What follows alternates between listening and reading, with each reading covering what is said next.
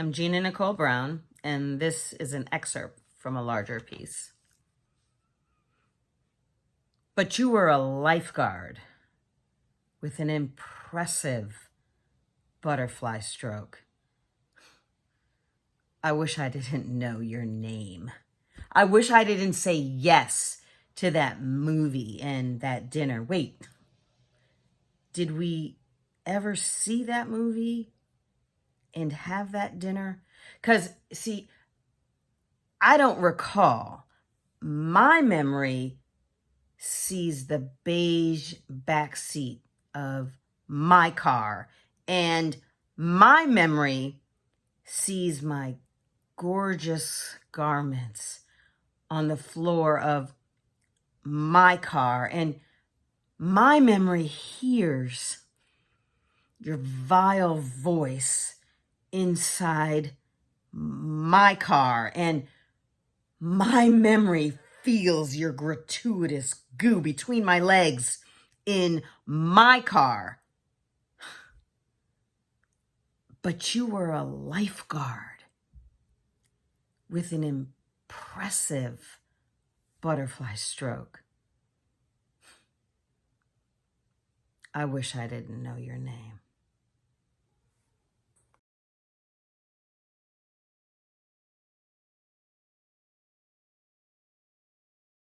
Texture grinds against my brain.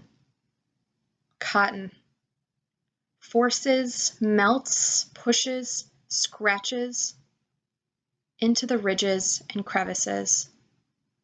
Dry, disturbingly, slicing its way.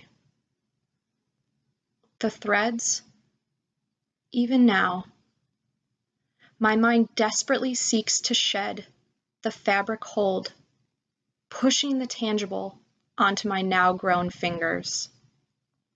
Those that were yours is disgustingly mine, and my fingers are covered.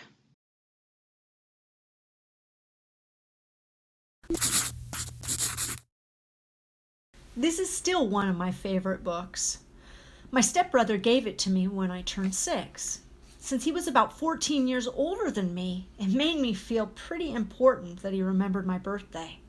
The only thing is, he didn't always act like a brother.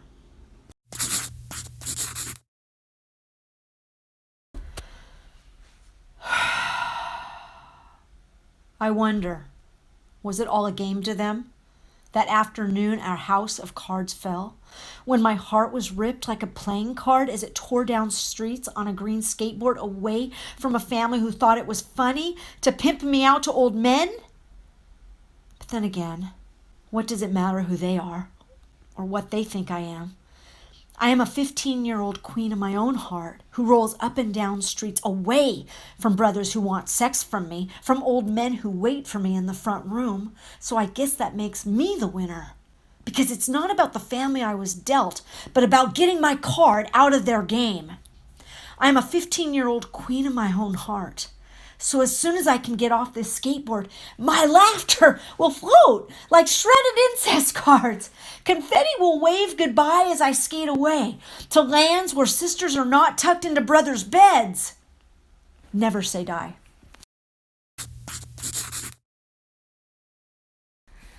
On Saturday, his email invites me back to hell. Back into the shell where he wants me. His ice cube eyes follow me. In emails, he stalks me, flips a script like he owns me, flips me upside down, and once again I'm 14 years old, and those hunger-filled eyes follow me. Not lovers, but hunters' hands glide over places of me they shouldn't. Once again, I'm 14 years afraid, 14 years so unsure of my own voice. I am silent. Once again, he wants to shh. Silence. Shh. Silence. Shh. Silence. Me. Shh. Lest. Shh. Because his lustful ears, his lustful eyes, demand scapegoat quiets, scapegoat silence, or else. Sometimes it doesn't matter if you don't talk to strangers. Sometimes just being born is dangerous. Once again, I am 14 years old, and lustful eyes follow me. Not lovers' eyes, but brothers' lies. Incest climbs out of its nest to send email on Saturday. Quietly, I acquiesce on Sunday. For 2 weeks, I am his silent offering. But on the third, my voice rises from the grave. Today,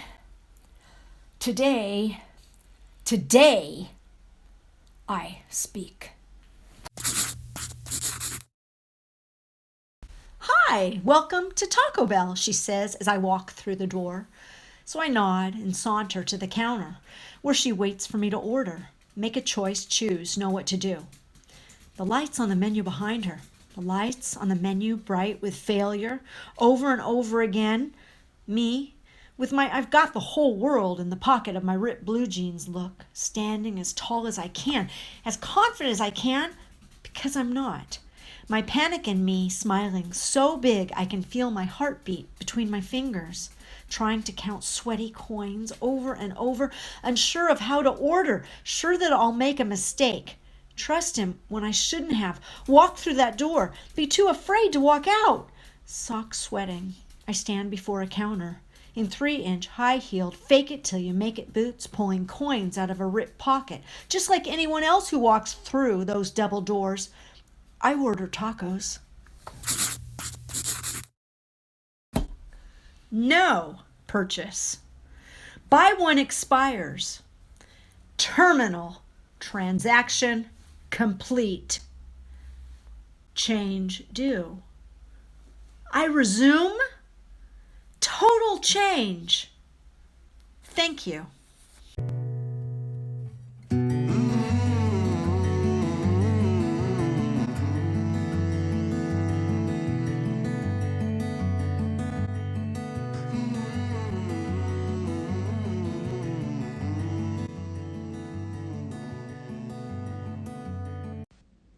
Hi, my name's Fela Dunfee.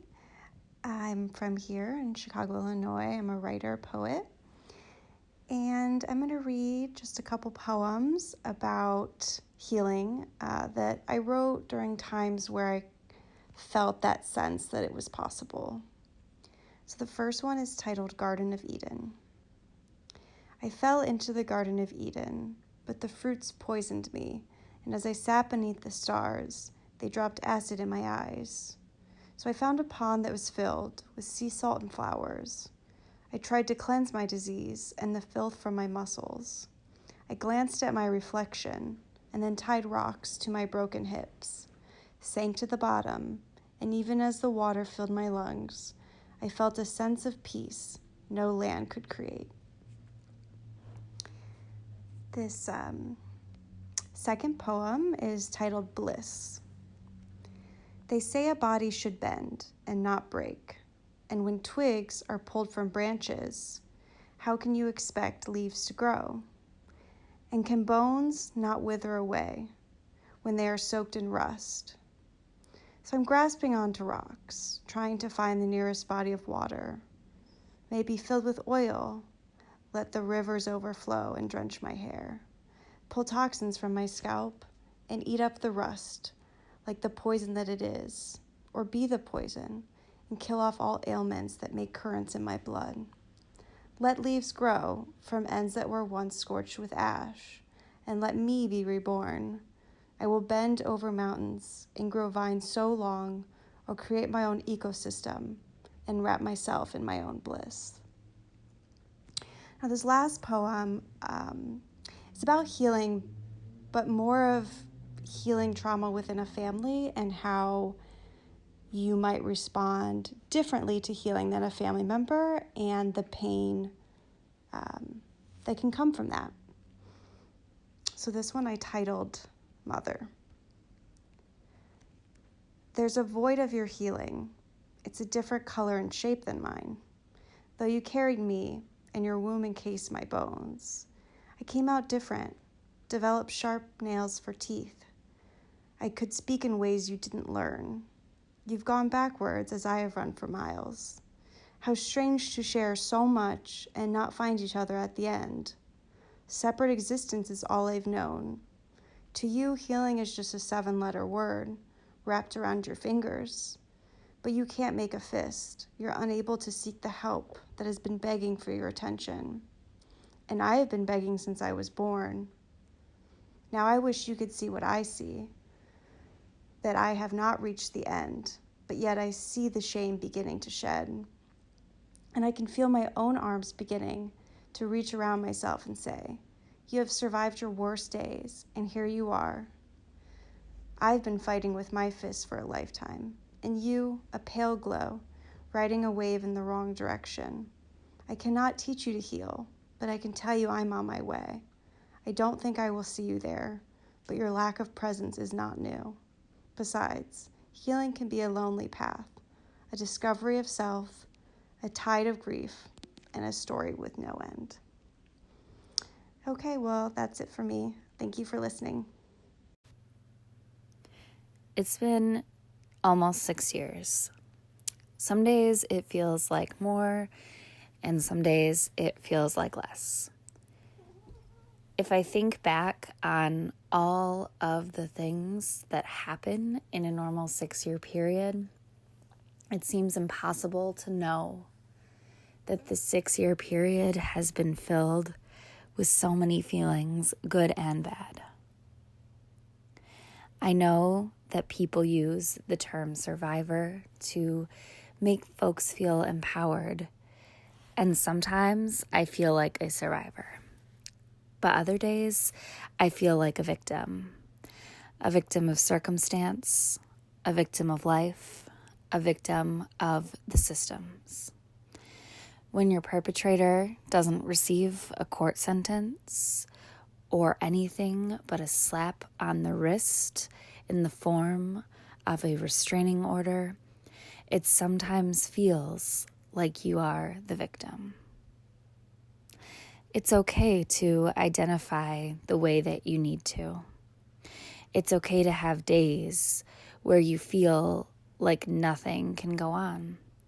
But it's also okay to have days where you celebrate who you are and who you've become for all the flaws and imperfections. You are not damaged. You are alive. You survived. You are a victim and a survivor.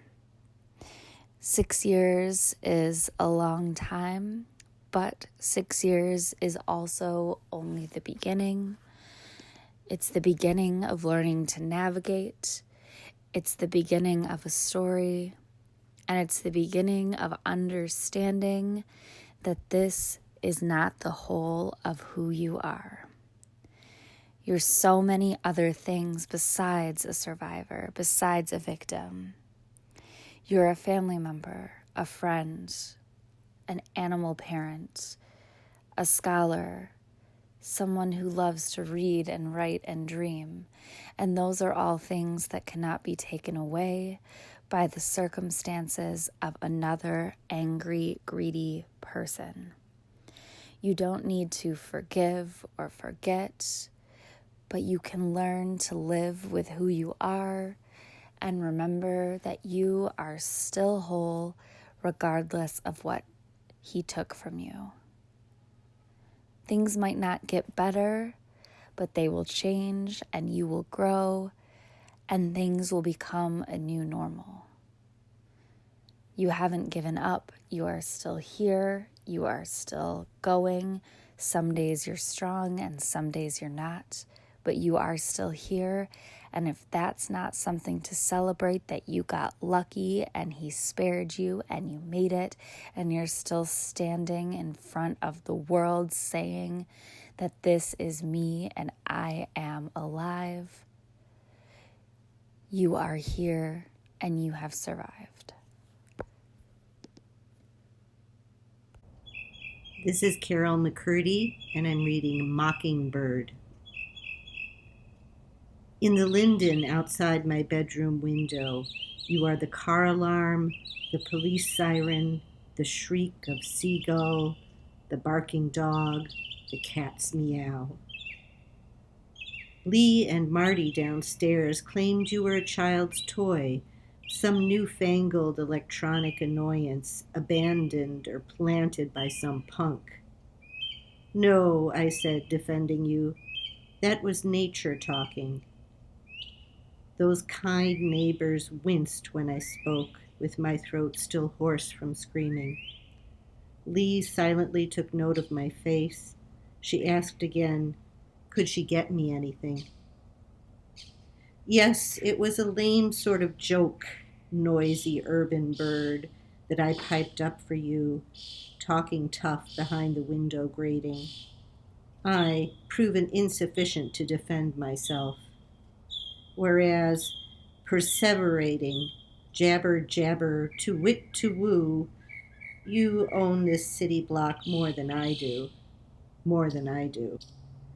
From the linden, you made yourself known, even though it was not me to whom you spoke, but to those who might threaten your territory. Little bird, do I threaten your territory? You were so loud, enough to break my thoughts. 9 days after, I'd stood mute, a disaster, staring at the lineup. Cops said, look hard. Could I identify the man who'd attacked me? Nope.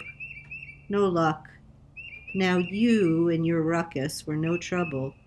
I looked up, saw nothing, and ID'd you. Just that sudden. I claim you as my own little bird. So, are you about sex? Little bird, upstairs that first night, I fished my flashlight from under the kitchen sink and shone its beam into the treetop.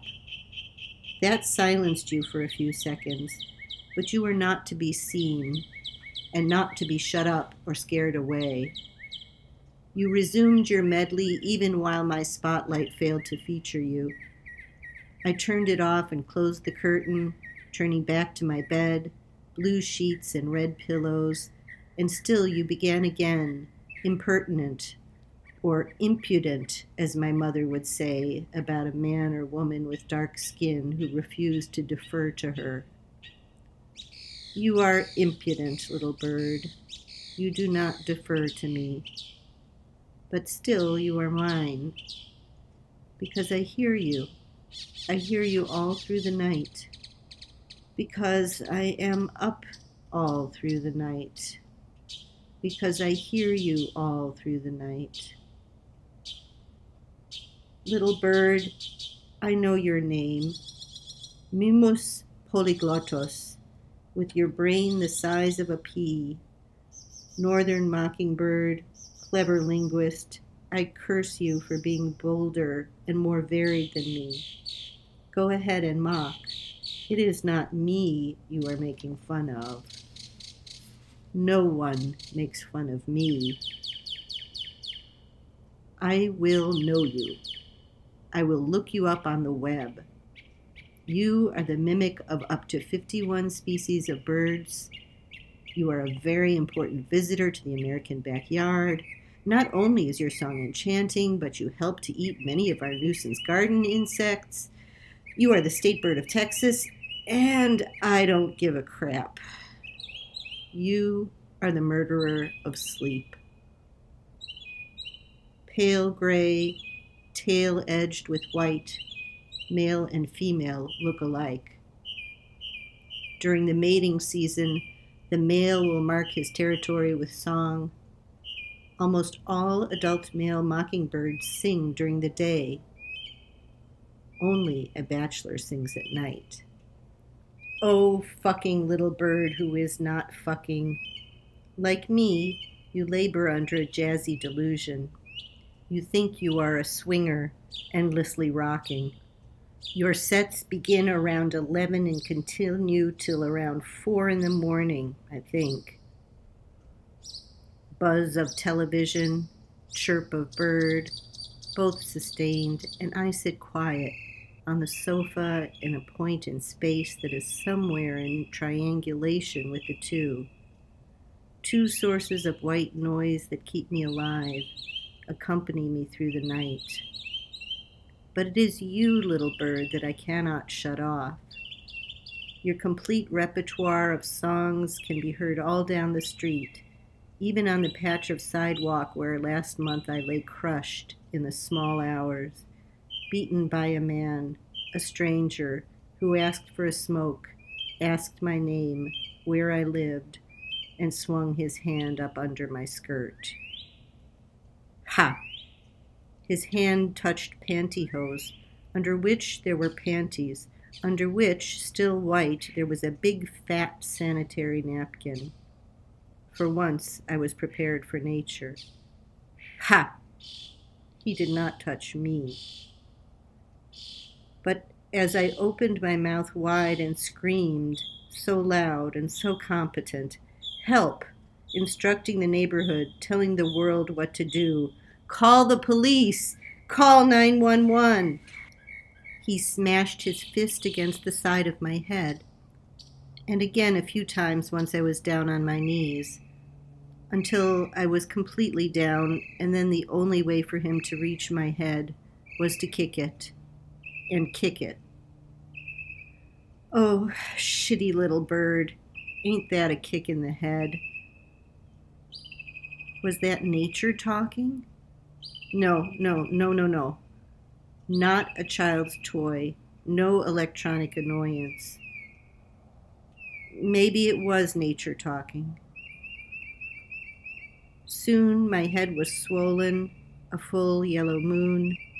Ellen brought tapioca pudding, bananas for the blender, because it hurt to chew, it hurt to swallow.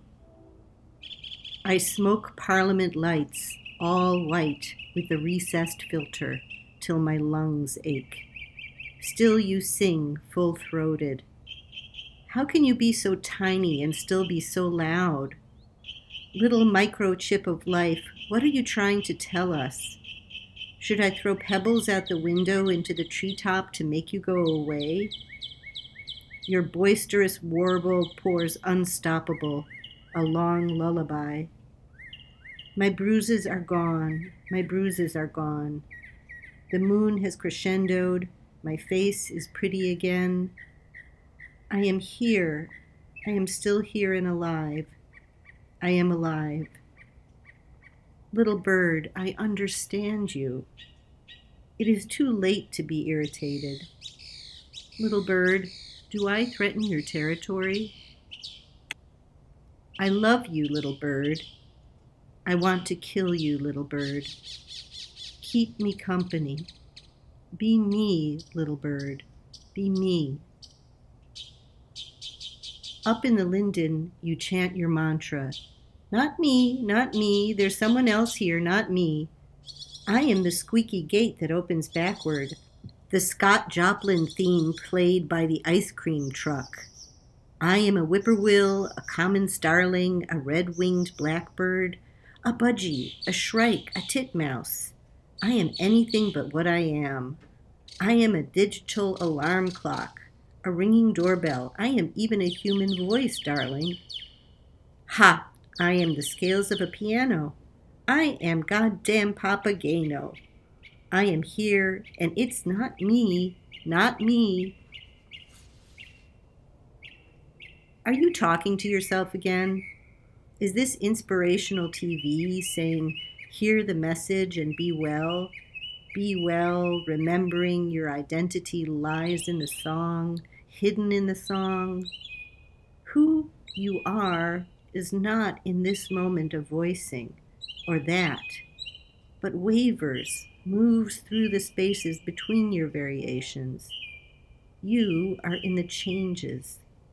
When you follow a program, it is all improvisational. Loud little bird, protect me from danger. Let the fluttering not stop. Watch me to my door, please, and break my thoughts. Shatter them again and again. That will be your part of the arrangement. For you, I will do an imitation. flatter notes, worst or best. Unseen little bird, bird only heard, you are the first entry on my life list.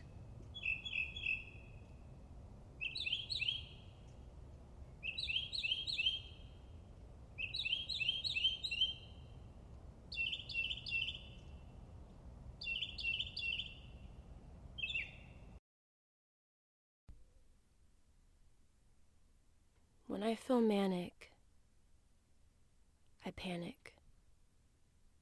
I stretch my limbs in an attempt to remember I am indeed alive. I hug myself because most times I feel alone. I imagine I am flying to London to marry home, and my ears are too stuffed with pressure to even think about anything else, so I cry rivers of unanswered trauma and calls from my mama. I kick and scream at my pillow for not giving me the privacy I rightfully deserve. I whine, I dine, I hate. I ice skate with bare feet to remind myself that it is okay to feel. I freeze. A stranger gives me their coat for warmth, and I sob through their shoulders, making puddles and potholes on the side of the street, the ones they conveniently almost always forget about.